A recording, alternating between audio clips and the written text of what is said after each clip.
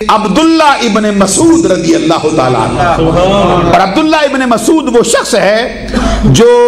اسلام لانے میں صحابہ کرام کے ہاں چھٹے نمبر پر جس کا مقام آتا ہے۔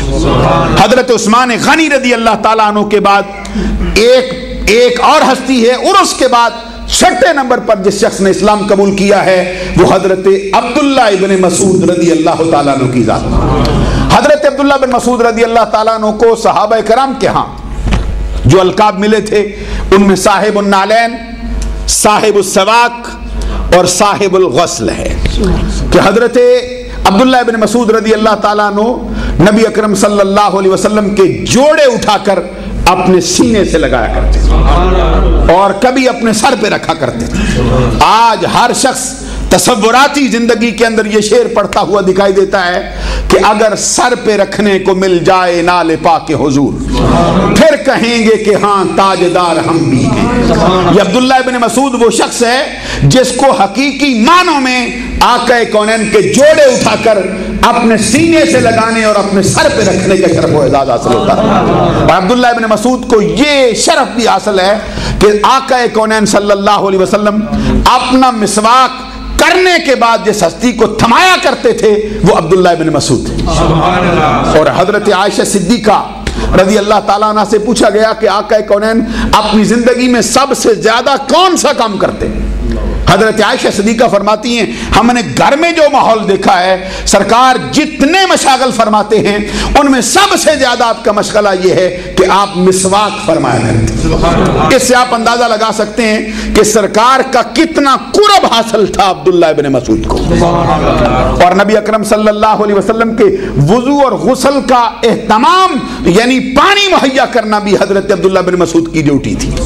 اور جب نبی اکرم صلی اللہ علیہ وسلم غسل کے لیے پردے کی اوٹ میں تشریف لے جاتے تو جو ہستی پردہ کرنے کے لیے کھڑی ہوتی وہ بھی عبداللہ ابن مسعود کی ہستی ہوا۔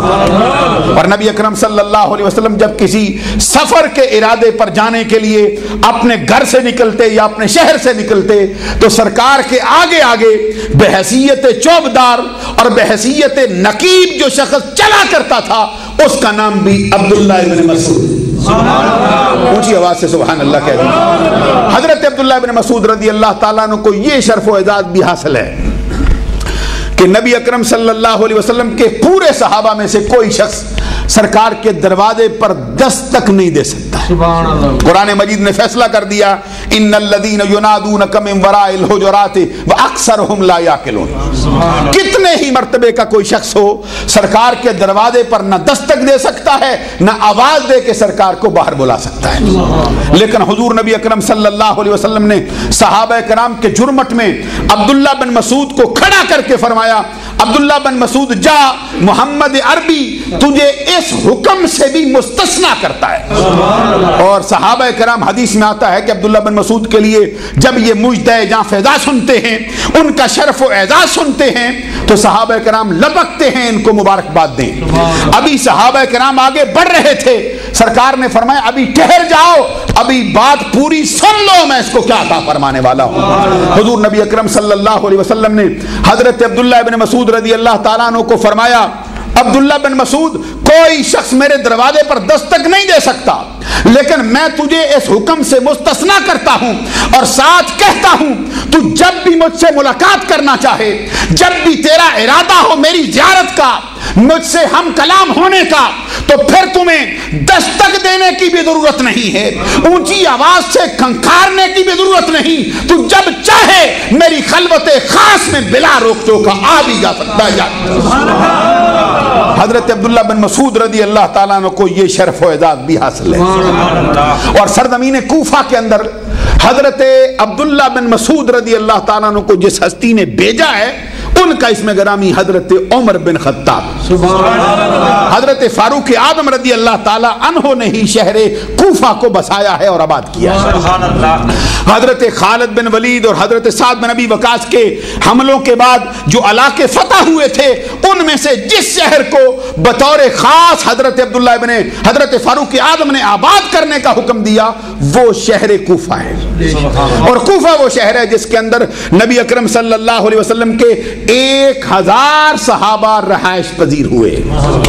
जिनमें से 300 सहाबा करम ऐसे थे जिनको बैते रिजवान का शर्फ एजाज हासिल था, और उनमें से 70 सहाबी ऐसे थे जिनको आका कौनैन की माइयत के अंदर मारकातुल इस्लाम, इस्लाम का पहला मार्का जंगे बदर के अंदर शमूलियत का शर्फ एजाज हासिल हुआ। और हजरत अब्दुल्लाह इब्न मसूद रदी अल्लाह ताला अन्हु को सबसे पहले फारूक आज़म रदी अल्लाह ताला अन्हु ने इस शहर के मकीनों को कुरान की तालीम देने के लिए भेजा है। और हजरत अब्दुल्लाह बिन मसूद रदी अल्लाह ताला ने यहाँ पे आके जिन लोगों को तालीम दी है, उससे आप इस बात का अंदाजा लगा सकते हैं कि जब हजरत अली अल मुर्तदा शेर खुदा रदी अल्लाह ताला अन्हु ने शहर मदीना से अहले इस्लाम का दारुल हुकूमत तब्दील करके आपने शहर कूफा को अपना दारुल खलाफा बनाया है, तो सबसे पहले जो बंदा हजरत अली का इस्तकबाल करने गया था, और अकेला नहीं गया था, अपने साथ 4000 बंदे लेके गया था, वो अब्दुल्लाह इब्न मसूद था। हजरत अब्दुल्लाह इब्न मसूद रदी अल्लाह ताला अन्हु के इस इस्तकबाल पर हजरत अली शेर खुदा रदी अल्लाह ताला अन्हु कुछ बुरा फरोख्ता हुए और फरमाया कि तू इतने बंदे मेरे इस्तकबाल के लिए ले आया है, मैं इतने बंदे पसंद नहीं करता, मैं दुनियादार बंदा नहीं हूं।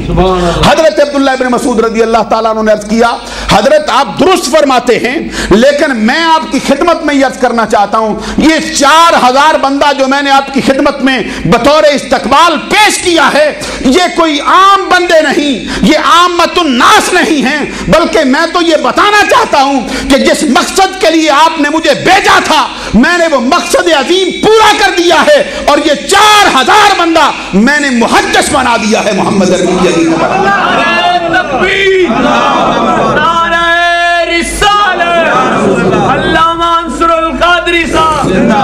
मैं आपकी खिदमत आलिया में गुजारिश करूंगा कि जरा मेरे साथ चलते चले आना, ताकि मैं आपको सरजमीन कूफा की कहानी भी कुछ सुना डालूं।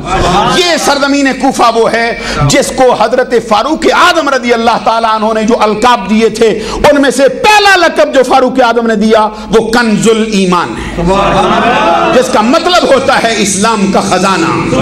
ईमान का खजाना। और हजरत फारूक आज़म रदी अल्लाह ताला ने जो दूसरा लकब इसको दिया, वो लकब ये है, हजरत फारूक आज़म ने फरमाया ये रासुल इस्लाम भी है और रासुल अरब भी है, इसको इस्लाम की खोपड़ी भी कहा जा सकता है और अरब की खोपड़ी भी कहा जा सकता है। और हजरत अली अल मुर्तदा शेर खुदा रदी अल्लाह ताला अन्हु ने सरजमीन कूफा को जो लकब दिया है, वो तारीख इस्लाम के अंदर दर्ज हो चुका है। हजरत अली शेर खुदा जब भी कूफा को याद करते फरमाते ये तो जुमजमातुल इस्लाम है, यानी ये इस्लाम का झंडा है कूफा की सरजमीन।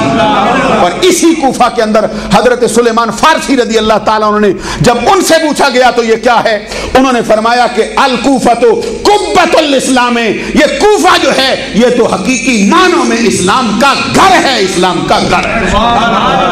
ये वो सरजमीन कूफा है जिसके अंदर हजरत अब्दुल्लाह बिन मसूद रदी अल्लाह ताला ने अपनी मसनद को बचाया था। और हजरत अब्दुल्लाह बिन मसूद रदी अल्लाह ताला के वसाल के वक्त जब उनसे पूछा गया, तवज्जो है ना, हजरत अब्दुल्लाह इब्न मसूद से पूछा गया कि अब आपकी मसनद पे कौन बैठेगा, आपके शागिर्द तो बेशुमार हैं, आपकी नजर में कोई ऐसा तारा जचता है जिसको आपकी जगह पे बैठाया जा सके। तो हजरत अब्दुल्लाह इब्न मसूद ने फरमाया मेरी नजर हजरत अलकमा पर पड़ती है, और मैं समझता हूं कि जिस तरह के मसले मैं बता सकता हूं उसी तरह के मसले मेरे बाद हजरत अलकमा भी बता। और हजरत अलकमा के मुतल्लिक हजरत अब्दुल्लाह इब्न मसूद का कहना यह था कि अलकमा का जो इल्म है वो मुझसे किसी सूरत भी कम नहीं।